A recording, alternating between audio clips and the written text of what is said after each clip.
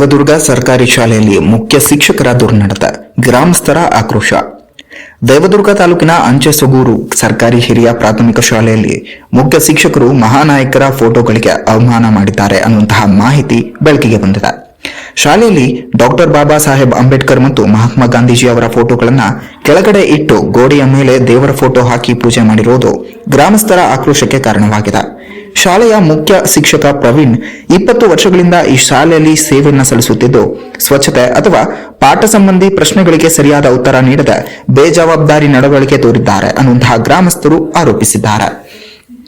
ಶಾಲೆಯಲ್ಲಿ 95 ಮಕ್ಕಳು ಇದ್ರೂ ಕೂಡ ಶೌಚಾಲಯ ಇಲ್ಲ, ಸರಿಯಾದ ಬೆಳಕು ಗಾಳಿ ಇಲ್ಲದೆ ಪಾಠ ನಡೆಯುತ್ತದೆ, ಶುದ್ಧ ನೀರಿನ ವ್ಯವಸ್ಥೆ ಸಂಪೂರ್ಣವಾಗಿ ಸಕ್ರಿಯವಿಲ್ಲ, ಬೋರ್ವೆಲ್ ನೀರು ಮಕ್ಕಳಿಗೆ ಕುಡಿಯಲು ಕೊಡಲಾಗ್ತಾ ಇದೆ ಹಾಗೂ ಶಾಲೆ ಆವರಣದಲ್ಲಿ ಕಸ ಮತ್ತು ಚರಂಡಿ ನೀರು ಹರಿಯುತ್ತಿರುವುದರಿಂದ ಆರೋಗ್ಯ ಸಮಸ್ಯೆಗಳ ಅಪಾಯ ಇದೆ.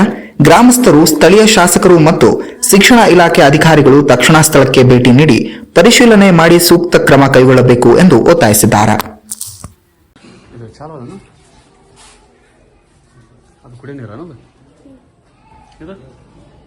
ಬಂದಾಗ್ಯದ